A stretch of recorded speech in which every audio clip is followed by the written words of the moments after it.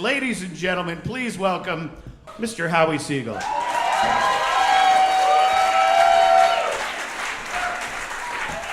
What the hell am I doing up here? 40 years ago, I had a nervous breakdown.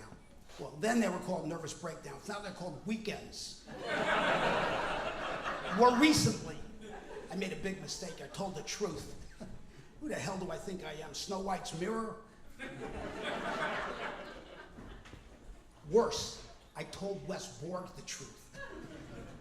That's like Biggie confiding to Tupac. That's why I wear Kevlar. Stand-up comedy is murder. 6 months ago, I never heard of Wes Borg. I mean, if you had asked, I'd have guessed that Wes Borg sounds like a two-stroke motor from Sweden.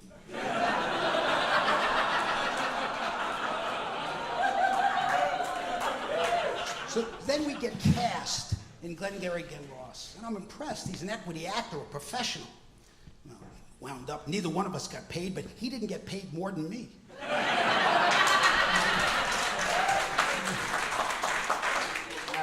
Monday Magazine said he was the most popular comic in the city.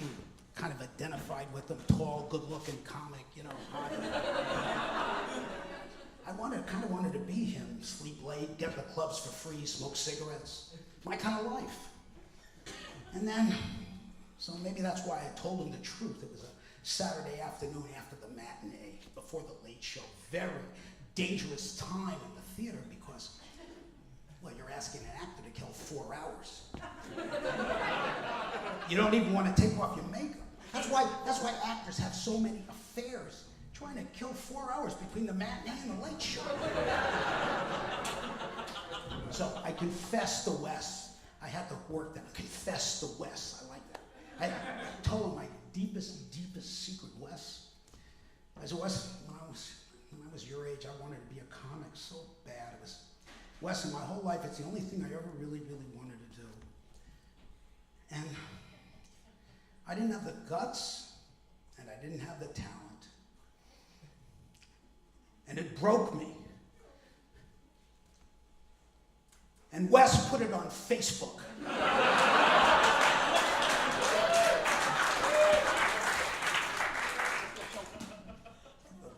You know, Wes, he didn't want to allow an old man to forget his dream. And my dream was to open for Sinatra.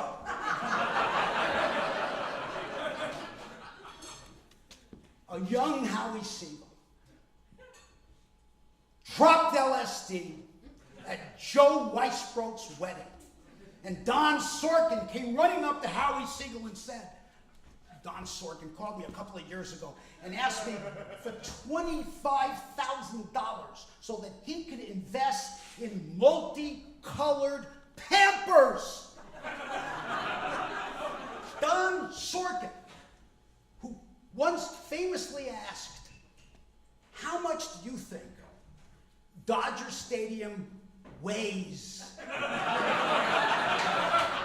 Donald Sorkin, Sork the Dork, runs up to me, I'm flying on acid, looks at me and says, you're funny. You should be a comedian. And I agreed with Sork the Dork.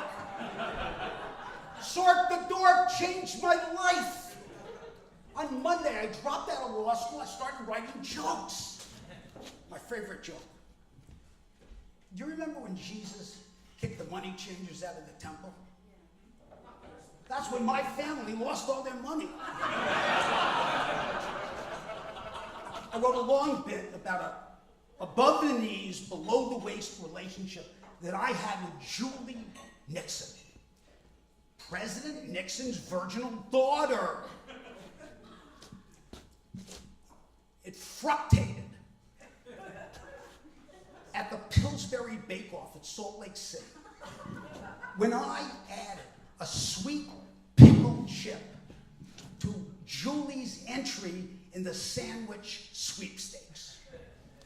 Julie's Spam Monte Cristo, garnished with Miracle Whip on Wonder Bread, won the grand prize at the bake-off. Julie credited me with my sweet pickled chip contribution. Called it, I'll never forget this, the pièce de la résistance that swayed the judges. She was grateful and rewarded me by allowing me to finger fuck her in the White House.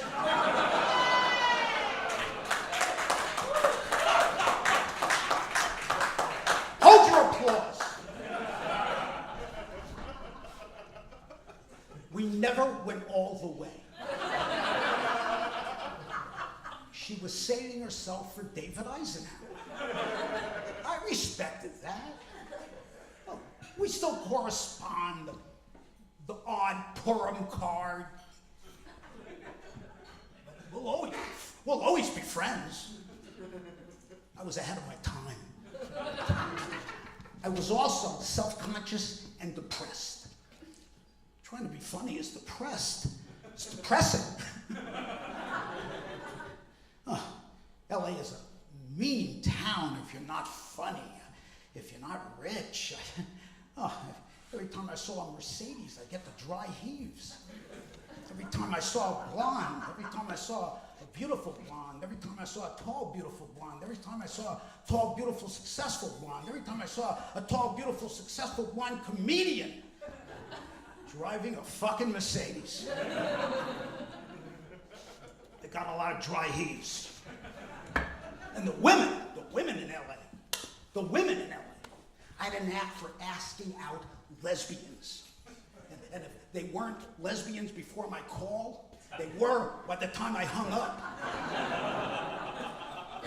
I was like a one-man immigration bureau to the Isle of Lesbos. I called, at the end of the conversation, they signed up.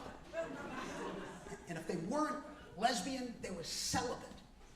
I specialized in celibates. Celibacy was rampant in Los Angeles.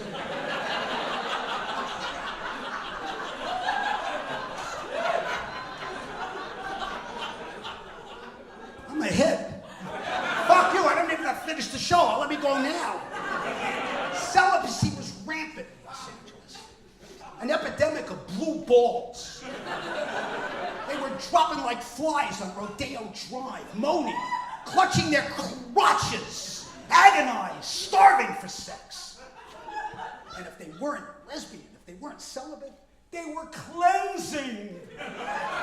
Dr. Eris, internal cleanse, slime-free foods are the keys to human health.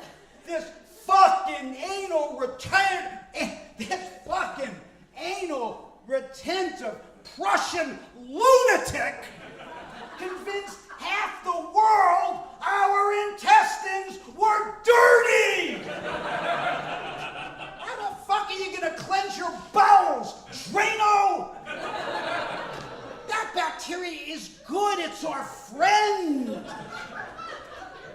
Dr. Eric, mucus is bad. Cancer's okay. Slime-free foods. Slime-free. Schleimlosh. Schleimlosh in German. Schleimlosh. Slime-free in German. Schleimlosh in English. Eat a fucking sandwich. Have something to eat. A Spam Monte Cristo, anything. And if they weren't lesbian or celibate or cleansing, then it was that time of the month. Whenever I called, it was that time of the month. I was the commander-in-chief of the great army of the unlaid. I had to get out of LA. I needed a new country to crash. I started searching. Like Moses in the desert, like Columbus at sea, like Martin Luther King in the bus, like Gabriel Phillips, that brilliant Italian anatomist, the first man to discover the clitoris. 1548. And just like Columbus, Fallopi discovered the clitoris by accident, searching for a route to the West Indies. Like Moses, I went country shopping, looking for a brave new world like Huxley, where marijuana and mushrooms grew free, where I could get laid and play shortstop. Work 6 hours, work 6 weeks, and collect pogie for the rest of my life. Where a Jewish socialist was premiere, and good black and white movies played all night on television, commercial free. A paradise without German cars and without German fanatics. Yiddish Columbia! My promised land. Canada was different. A nation founded by a department store.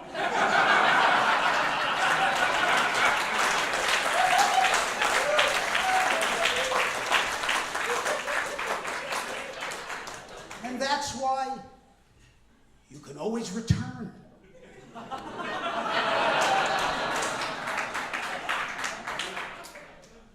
Canadians were different. They didn't give a damn if I drove a Mercedes or if I was on the Tonight Show.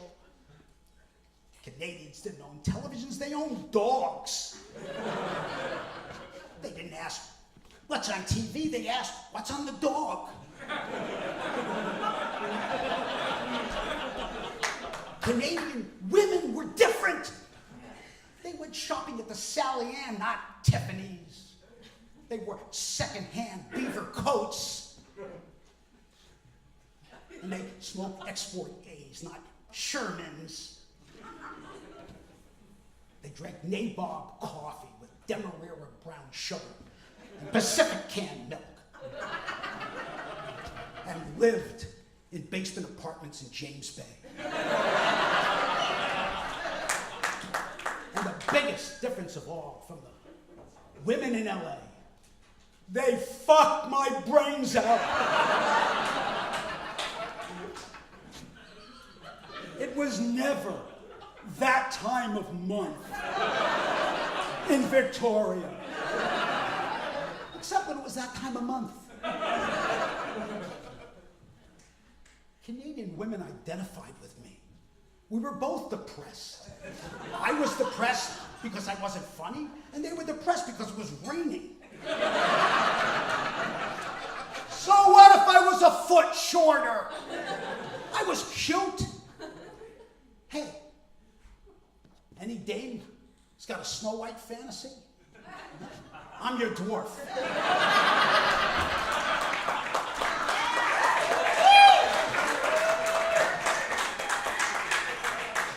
I'm an actor. I can play all 7 parts. Yes, okay, go ahead, be skeptical. Yeah, some of them were mercy fucks.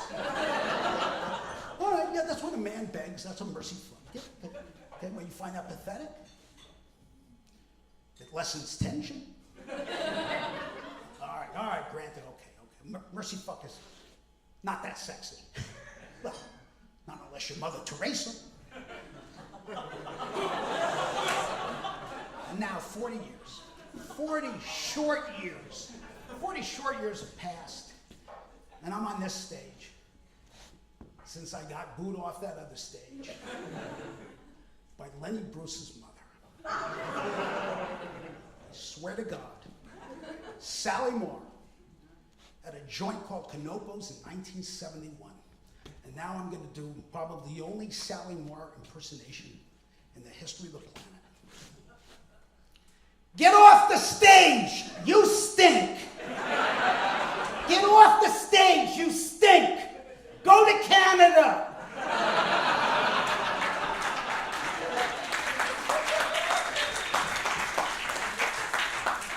Charming woman. You could see why Lenny adored her. Remarkably, unimaginably, her son barely dead. She's booing some schnook who couldn't find his dick, 2 hands and a map. I died that night on the Sunset Strip. Lenny Bruce's mother buried me.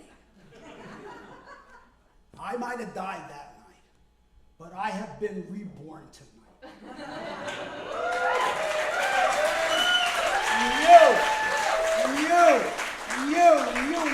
You have been my midwives. Like Moses, I have found my promised land. Like Columbus, I have found the new world. Like Dr. King, I have found my freedom. Like Gabriel Fallopi, finally, I have found the clitoris. After 40 years of searching, 40 years after getting booed out of America, 40 years of looking for a laugh, I found my laugh. Because Wes Borg, a Swedish lawnmower,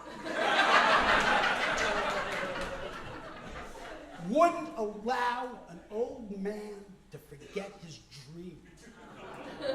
And now I have friends because he put me on Facebook. I have people, you want to be my friend, you want to be my friend, you want to be my friend, and you want me to be your friend? And I have one thing to ask you. Where the hell were you in the 4th grade when I needed friends? Where the hell were you in 1971? I could have used some friends in that audience. I don't need friends. I'm 70 years old. I need soup.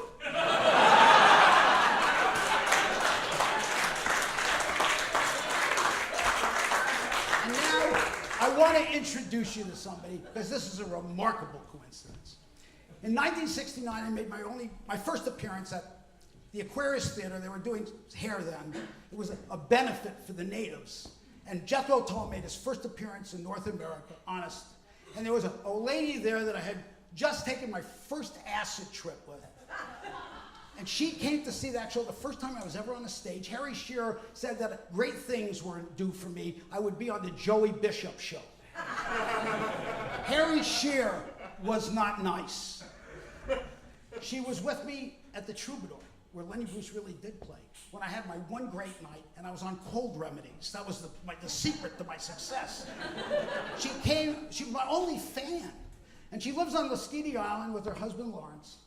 And my only fan, who never comes to Victoria, magically wound up here tonight because she has an appointment tomorrow. Lawrence and Kathy Fisher. Where are you, Kathy?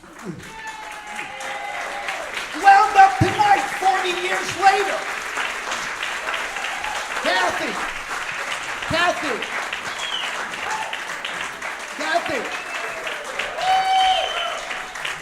Why are you stalking me?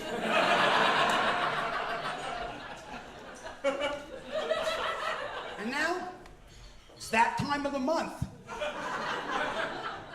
It's time to say thank you very much.